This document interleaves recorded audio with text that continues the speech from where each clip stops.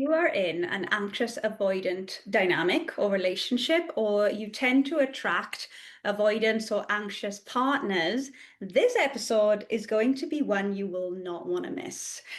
Guys, I have Rebecca and Pablo on the podcast. This is a former anxious avoidant couple, and they've healed and they've come into their secure attachment. But they give us some really juicy insights into what it's like to be in an anxious avoidant dynamic and what it takes to actually get to that space where both partners are healing and working towards secure attachment. I'm so excited to share this conversation with you. We are going to dive into the psychology behind the attraction of why anxious and avoidant people are even attracted to each other in the first place. We are going to hear from Pablo, who is more avoidant attachment, what his experience has been like in relationships as an avoidant person. Super insightful when we have partners that are avoidant, right? And then we're going to hear from Rebecca, who's more on the anxious side, his wife, and her experience of dating an avoidant and healing her anxious attachment. She's going to give us some insight into what does it mean to set a boundary with an avoidant partner and an ultimatum, and what's the best thing to do when we're at the point where we cannot take it anymore and we need change to happen in the relationship. And she's going to take us through a process of when to know to walk away from the relationship. We're also going to hear of how they saved their marriage. Yep, that's right. Anxious and avoidant couples absolutely can be successful at marriage and relationships, and what it takes, what's the main thing you need, whether you're anxious or avoidant or fearful avoidant, to become more securely attached. I really enjoyed having Rebecca and Pablo on the podcast, and I just know that you were going to be inspired by their stories and by them as a couple, because it was just such a joy to host them. And if you do want to dive more into healing your anxious attachment, if you listen to this conversation and you're like, right, I'm ready to create that secure foundation, not only for my partner, but for myself as well. I do have a guide that will take you through your first few steps in the show notes. So go ahead and download that guide for free. And you'll also find Rebecca and Pablo's resources and website in the show notes as well. Okay, I'm going to stop talking. Let's get into this episode.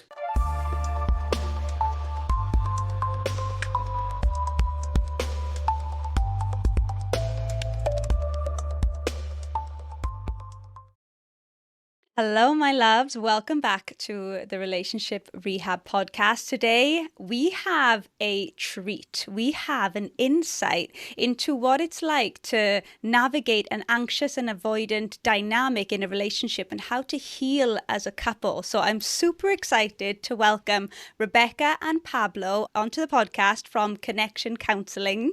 So guys, thank you so much for joining me Thank you here. for having us. Yeah. I'm so excited to ask you guys all the questions, and I'm sure all the listeners are dying to hear all of the insights and advice and guidance that you have to offer about this very interesting dynamic that a lot of us either find ourselves falling back into or have been into or are currently in one as well. So let's just kick off with your story as a former anxious avoidant couple. What did that look like for you personally? Well, for me personally, I had an avoidant mother who I was very, very close to. And as much as you can be close to an avoidant. So there wasn't a lot of verbal communication. There wasn't a lot of physical affection. But I would say that the boundaries were actually porous in sort of a strange, almost like emotional, psychological connection. Okay, so very, very close to her. So as a child, I was always seeking her attention and her nurturing and validation. The things that she wasn't able to give me, I was seeking. And so as I learned through years of therapy and years of studying to become a psychotherapist, what I learned was that unconsciously we are always trying to mend that wound, that childhood wound. So then we seek relationships that repeat that dynamic. So then I was very attracted to avoidant partners because it felt comfortable and because unconsciously I was trying to repair that. So in came Pablo, who was very avoidant, and it was a perfect match. Yes. So for me, I was, before Rebecca, I dated many, many people. And yeah, similar to Rebecca, I was just repeating the same pattern.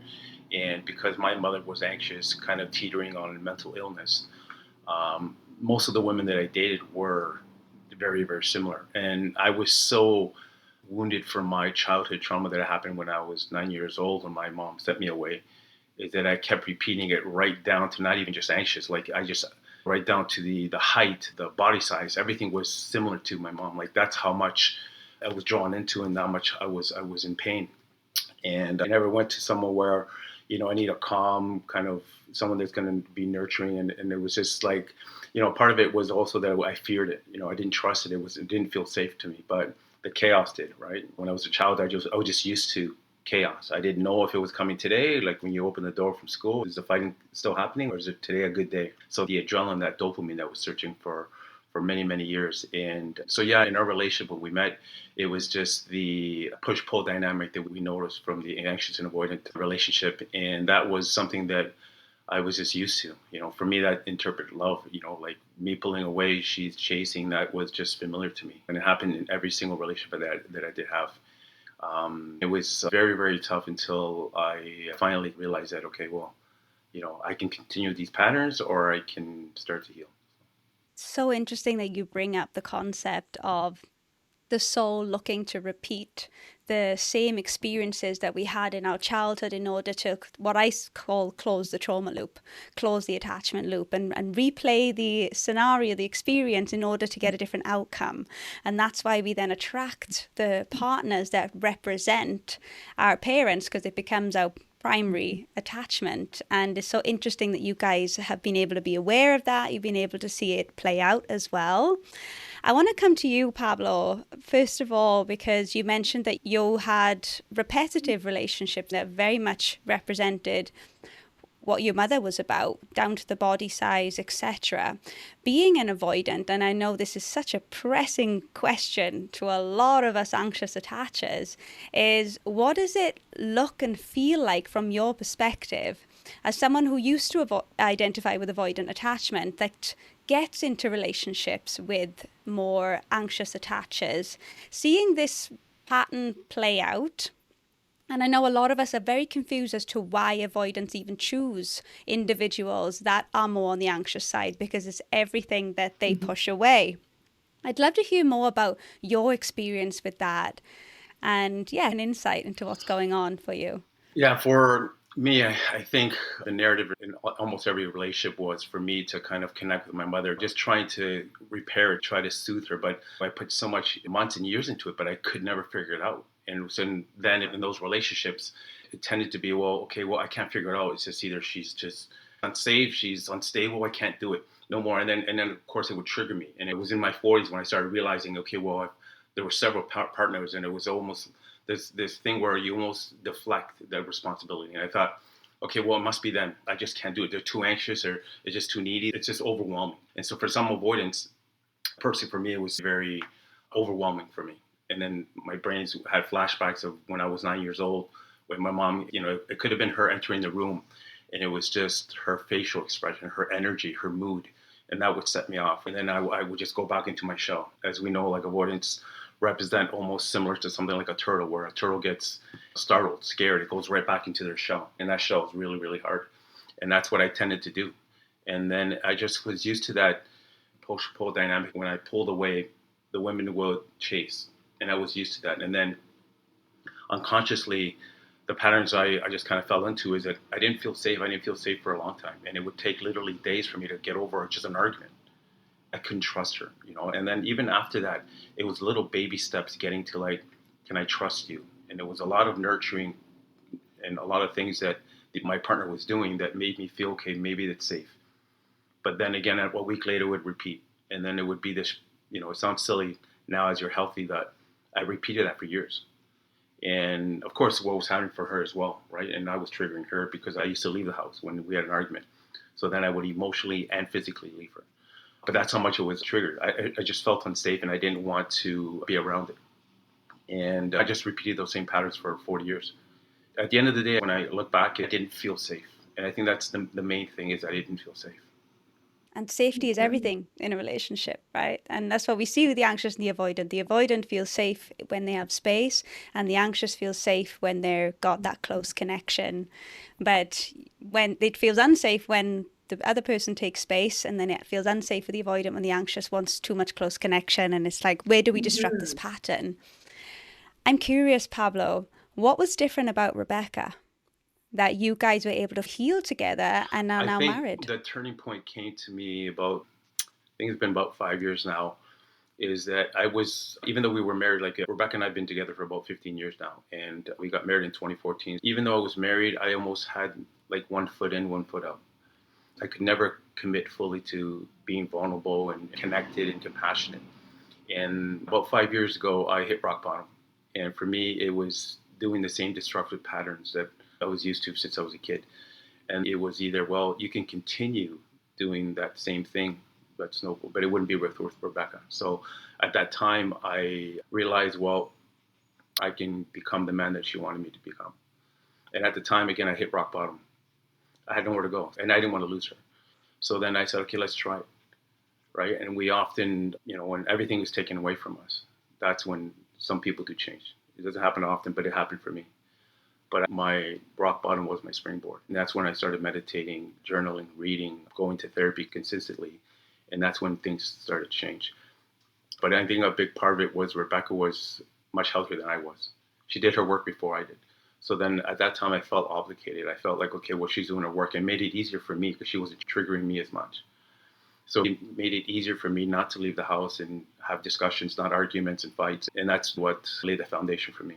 And and then once I did that, I just, in my unconscious brain, I healed my mom. So that was really a pinnacle moment. And that's rock bottom for me was losing everything. And I just want to be clear, because I know that a lot of people do this. They'll give an ultimatum. You change or I'm leaving. And that's not really what happened, because I had already become a psychotherapist and I already had done so much therapy and I was pretty secure myself. When we had the discussion, it wasn't really an ultimatum. It was more, your behavior is really stressful to me, and I love you, and I would do anything for you, except I can't sacrifice myself for you. And your behavior and what's happening in our relationship is actually really injuring me emotionally, but also physically. At that point, the stress was so bad. I said, I have to save myself, because anxious attached people tend to want to save, like they have a savior complex. They want to save their partners all the time. But I learned that I need to save myself. And so, as committed as I was, and as much as I would do anything for him, at that point, I decided that I would choose myself and I would save myself first. And basically that's the conversation we had. I said, I literally can't do this. I can't let myself continue in this relationship because it's hurting me too much. And so it wasn't really an ultimatum. I was just telling him, this is what's happening for me and I can't let it happen. So I didn't even say you have to change, I just said this is what I have to do. And I think that helped. But it was also like Pablo had a very successful business, but they were expanding. And during COVID, they couldn't get the supplies and the work to do the construction and everything. And then, just long story short, he lost the business. And so that hit rock bottom, which hit his self-esteem. Then he had to go get a job in an industry where he felt like he was going backwards. And then old patterns of like flirting with other women and stuff like that to get his ego stroked and help his self-esteem. That's kind of what affected like everything, the stress of losing the business, because I was involved too. And then the whole thing with him, like talking to another woman was kind of like, I can't continue with that.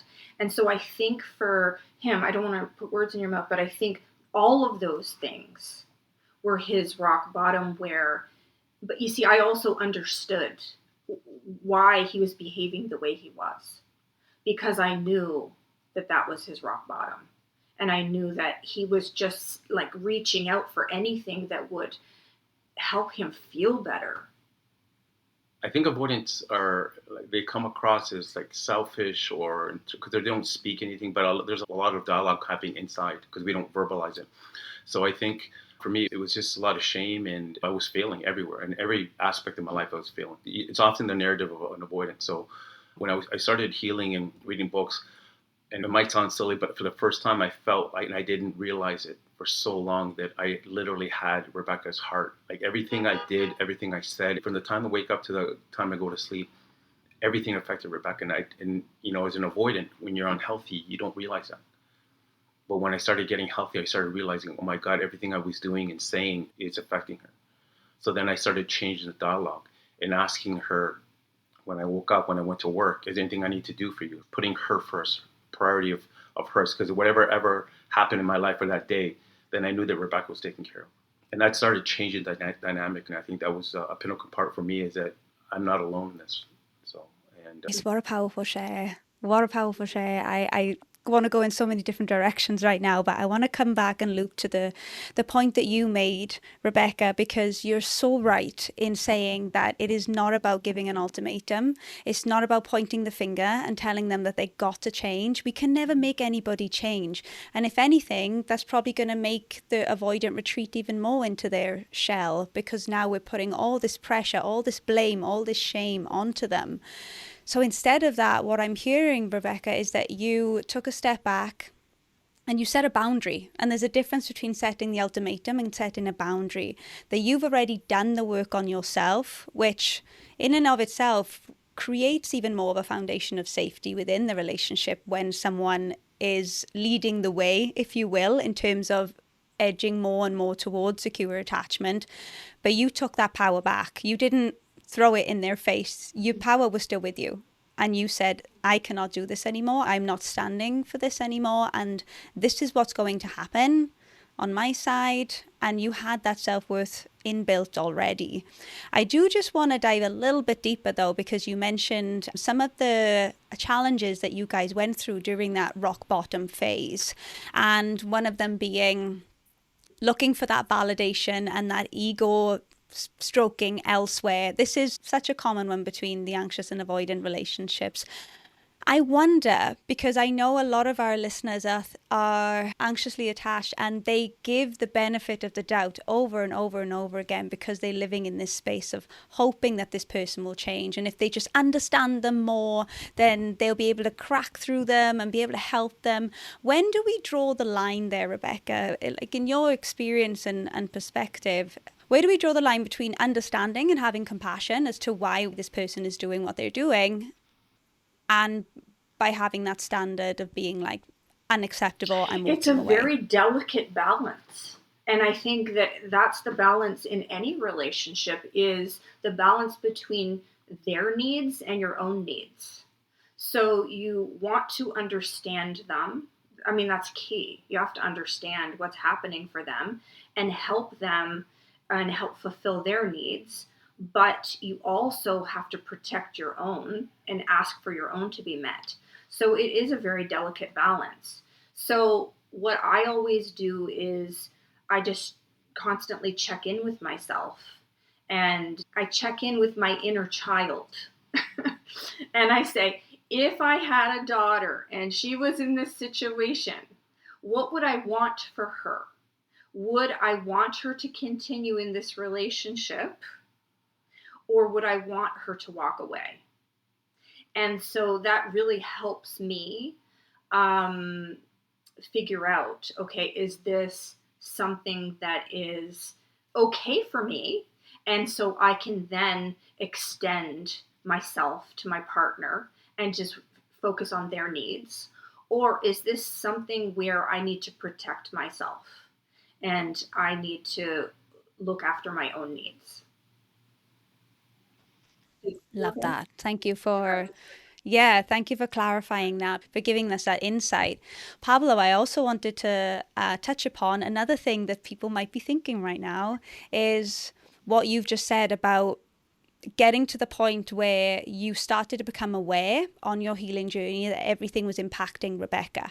And you now have to put that as a priority and you put the effort in. You made those changes for yourself. I'm just thinking, someone's thinking, oh, this is why it didn't work. They didn't care about me enough. They didn't love me enough. They didn't want to change for me. I didn't matter. I'm not enough. And all those big beliefs of the anxious attachers coming through now. I wonder if there's anything that we can say to this person that it's actually not about them, but it's about your personal journey. And what insight can we give them if they are starting to feel a little bit triggered in their beliefs that they're not enough just because maybe they're previous or present avoidant partner is not making those I think it's a changes? good question. I think, first of all, I think that in general, that we all know that avoidant people tend to almost teach their anxious partners how to live without them, right? Because avoidant people disconnect, they go away, they're not connected. So you can ask your avoidant partner, is it here now that you change?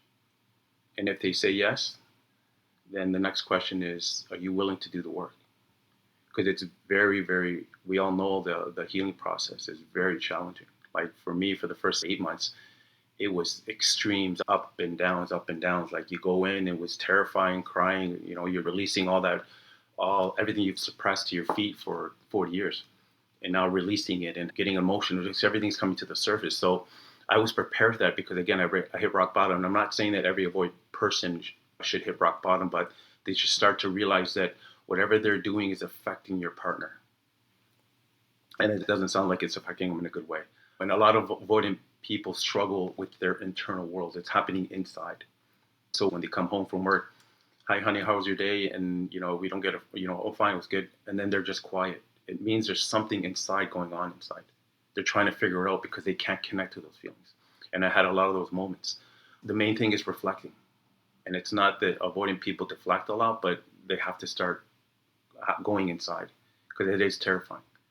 Because again, some avoidants do have this 1 foot in, 1 foot out. Why? Because it's terrifying for me to feel that my partner is a sense of security, safety, control. Because what happened when I was 9 years old, there's remnants of that. So it was slow everything down.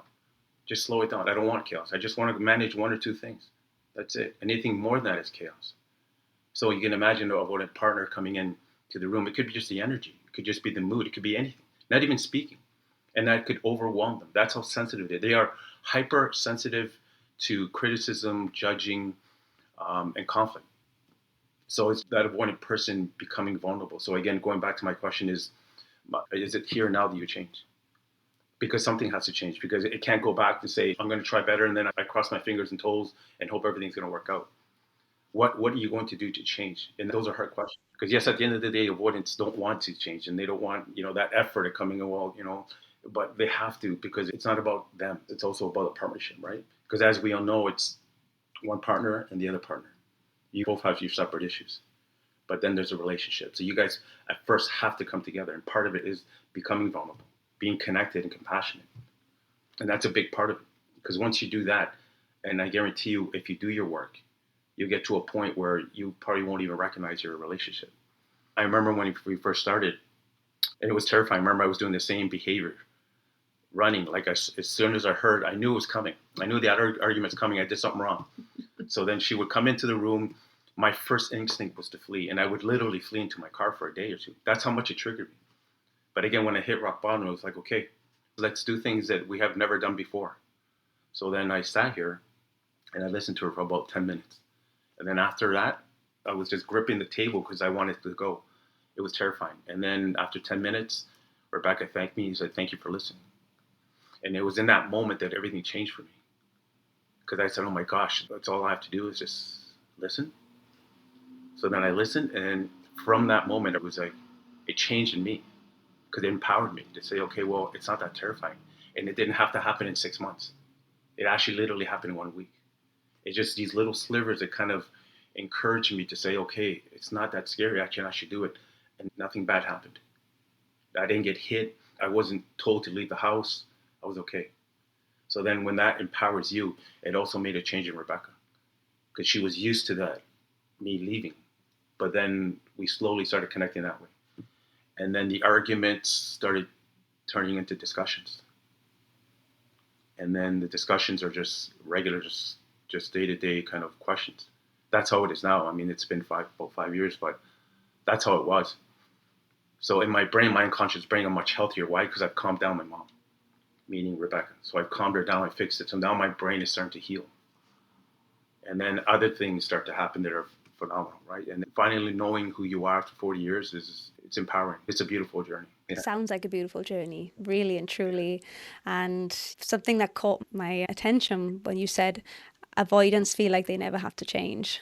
And I think that's a lot of our narrative when it comes to the avoidant partners that we have and attract, is that they never change and it all has to be on us to try and mold ourselves and fit into their world as opposed to creating a new world. And it sounds like that's the journey that you guys have been on, is created your own world on this healing journey that you've walked together. And it's just so beautiful to hear. And just another question on top of that, Pablo, and then I want to get onto Rebecca's journey as well, is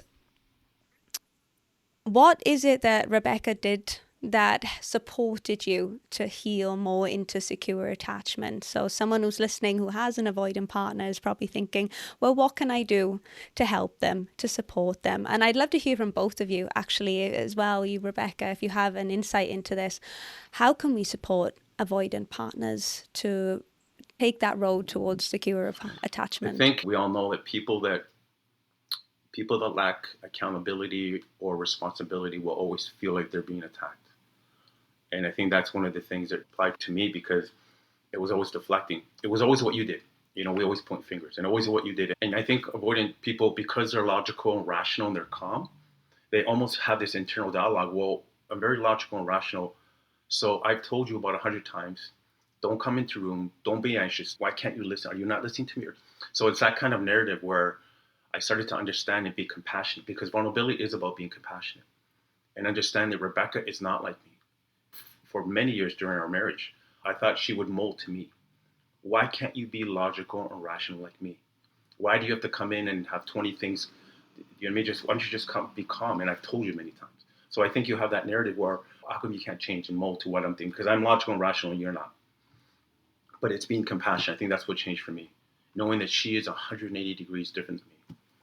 And I love her for everything that she is, because she picks me up when I am deep into that hypo-arousal state, going on depression, when I was unhealthy. She's very smart. She's intelligent. And she has a lot of things that I lack sometimes.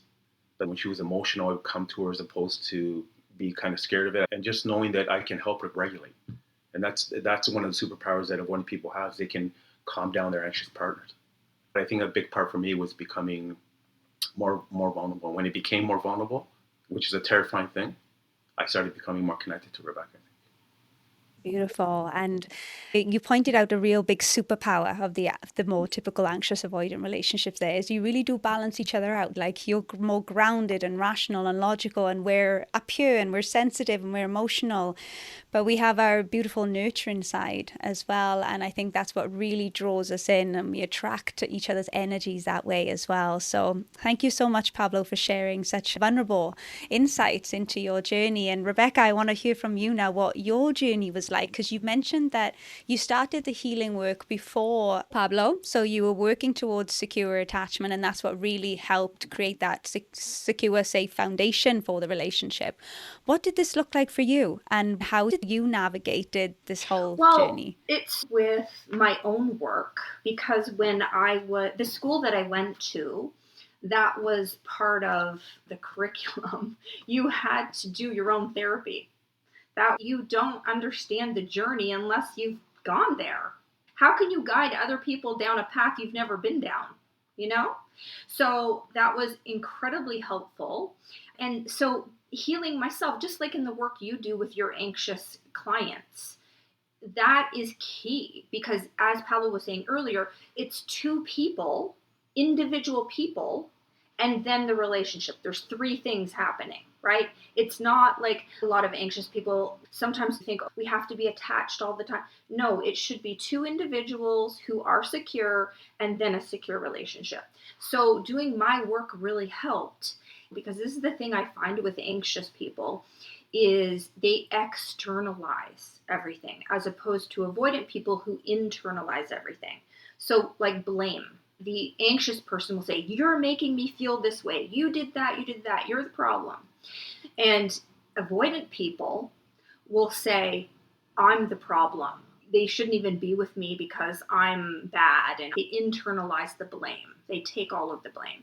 So understanding what I was doing and starting to take responsibility really helped me individually, because what it does is it empowers you. You don't feel helpless, like, well, if he does this, I'm going to feel this way. Or if he does that, this is going to happen. You're giving your power away if you are blaming the other person and letting them affect you and everything that you feel. So if you start understanding, I am responsible for my own feelings. I know what's going to happen if I go in there when he needs space. He's going to shut down more or reject me, and then I'm going to feel this way. So I need to be responsible. Why do I keep doing the same thing that I know is going to make me feel this way? I got to stop doing that. If this person is unhealthy for me, I need to walk away. Don't get me wrong, in our relationship, there were two major times where I literally was going to walk away. And I have clients where I advise, I do think you should walk away. We're not saying that every anxious avoidant relationship is fixable, because they're not all fixable. Both people need to commit to doing their own work and then working on the relationship. So I think empowering myself and taking responsibility was huge for me. And then just learning to self-soothe, like actually taking it seriously and implementing them in my life. For our relationship, what really helps is co-regulation and being able to voice what you need for that. Because we have to remember that attachment starts with mother and child. And children don't know how to regulate themselves. They learn through co-regulation. And we are all built to be attached. So I think that it's really important that you have co-regulation, and that helps you learn how to self-regulate. So even if you're single and you're not co-regulating in a relationship, that's what the therapeutic relationship is for. You co-regulate with your therapist, and then you learn how to self-regulate. And you take all of those skills that you learn in therapy and you take it out into the real world and into your relationships. I deeply resonate with the co-regulation part. I see this in all my clients. Their favorite part of the whole sessions that we have is the co-regulation part. And that's what they take away from it. And they learn, because you're right. We all learned how to survive. That comes from our reptilian brain. But the co-regulation part is what we get from our parents. And if we don't get that, we're at a loose end. We don't know how to do that. And it's beautiful that you brought that up. I want to circle back to another point you made about walking away and advising even your own clients that it may be time for you to consider walking away. I wonder if you could give us a bigger insight into what that might look like. What are those signs that it might be time to reconsider the relationship if growth isn't happening? Like, what does that look like? And what's the advice that you can give that person if they feel like they're at that point now where they really do have to make that decision? I think that you have to, if your partner is not willing to change and they don't take responsibility for their behavior, then you can't force them to. You can't control them. If they're not willing to do that, there's no point moving forward. And you also have to monitor, how much is this impacting me? Has this become abusive behavior? Even if it's neglect, if you're an anxious person and you're with an avoidance, they don't tend to abuse, but they tend to neglect, which is a form of abuse. At some point, if it's abusive and neglectful, you have to protect yourself. So you have to walk away. But this is very difficult. And the push pull dynamic comes in because you'll walk away and then they'll pull you back in. Because they'll be like, oh, I'm going to change, all these promises and all of that. So I think that once you've seen that pattern, I give my clients a lot of grace, and I understand that I may tell them to walk away. They may walk away, but then they'll get sucked back in. And this may happen a few times. And so I just expect it. I don't think they're going to walk away clean the first time. That's just not realistic, because attachment is so strong. It's so strong. But after it happens a few times, it's great, because then we can talk about the pattern and what is it that keeps you in that loop, and how do we break that? So it takes a few times. It's like addiction. Like, you could quit whatever you're addicted to, smoking, drinking, whatever. Chances are you're not going to quit cold turkey. It's going to take a few attempts. 100%. 100%. I see this in even my own personal experience as well. And you're right, it is a love addiction, and we have to treat it like an addiction. And as a therapist, as a coach, it's almost like expecting those relapses and not shaming them for those relapses, and figuring out the patterns and what hooks you back in. And yeah, I'm curious, guys, do you do this type of work with clients? We specialize in attachment, and we love it, and we think that it's kind of the basis of everything. But some people, for whatever reason, they're not comfortable with the concept. They don't want to work with that. They bring in other things that are maybe more important at the time. So we need to work on that, and attachment will come up eventually. But I kind of just follow my clients where they need to go and bring in the modalities that I think would be most useful for them. You know, the narrative, the foundation, we all goes back to attachment, because everything is attachment. Like, you know, your partners, your friendships, like everything affects attachment in the way you respond, the way you see the world, the way you react to stress and conflict. So it's a major part of our healing process. If there's a listener here who is in an anxious avoidant relationship, can they come to you? Can they come to you for couples therapy or attachment healing? Is that possible? Can they get in touch with you for that? Yeah. Absolutely. They can go on our website, they can book a session. We recommend that even if they're a couple, that they do individual work first. Because what we find is when couples come in, they spend a lot of the session just arguing or just talking about a recent argument, and we don't get a lot of the work done. So individual work for the beginning is most useful. I absolutely agree. I say that as well, because especially as anxious lovers, we want to work on the relationship, not so much ourselves. Where the avoidant, they're more about themselves over the relationship. So I think it's really important to just drive that message home, that it's so important to start with yourself, your own healing, and that's what's going to result in a secure relationship, is becoming secure in yourself. And we've never even done couples therapy. We've only done individual therapy, but we've healed our relationship. Wow. I mean, maybe individual therapy is couples therapy. For sure. But in addition, just as we know, therapy is just part of the process, right? Personally, for me, meditation started opening my eyes to. It was a big tool that I used, meditation, because it was one of the first times that I had to start to reflect the internal world. It gave me an opportunity. So I would do that for about 30 minutes. I start to reflect, and that's another form of therapy. I started journaling. That was a huge part, because it was the first time that I actually sit with myself and what's going on inside. Again, this is all about self-reflecting, and then reading. So I think all of that did help. Absolutely. I think there's so many different things out there.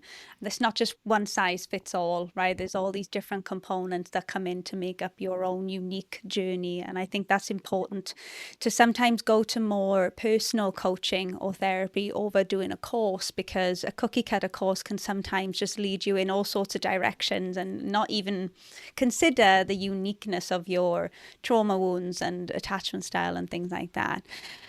Pablo, Rebecca, I just want to thank you guys so much for all your insights, all your advice. I feel like we can just continue this conversation. I believe I just got so many other questions. Maybe we need a round two. Absolutely. But for now, thank you so much for coming on the podcast. And if people want to get in touch with you more, find out more about you, your work, and even schedule in some sessions, where can they So we're in find you? Canada. So our website is connection-counseling with 2 L's. Because if you're in America, they'd spell it with just one. But if you're in the UK or Canada, it's 2 L's. So connection-counseling.ca, because we're in Canada. Perfect. So they can just go to your website, find everything Yes, that they and we need have there. a YouTube channel. We would love them to check out our YouTube channel. We have lots of videos on there that provide psychoeducation. Perfect. All those links are going to be in the show notes, guys. So get exploring Rebecca and Pablo's stuff. And once again, guys, thank you Thanks for so having us. much It's for an being absolute here. privilege and pleasure. Thank you. Thanks so much for tuning in to this episode on the Relationship Rehab Podcast. If you really enjoyed this episode, it would really mean a lot to me if you was to share this episode with a friend who really needs to hear what has been talked about today, and also to rate and review this podcast. Hit that subscribe or follow button so you don't miss any new episodes coming out. And as always, I'd love to hear from you. Drop a comment and let me know what your biggest takeaway was from this episode.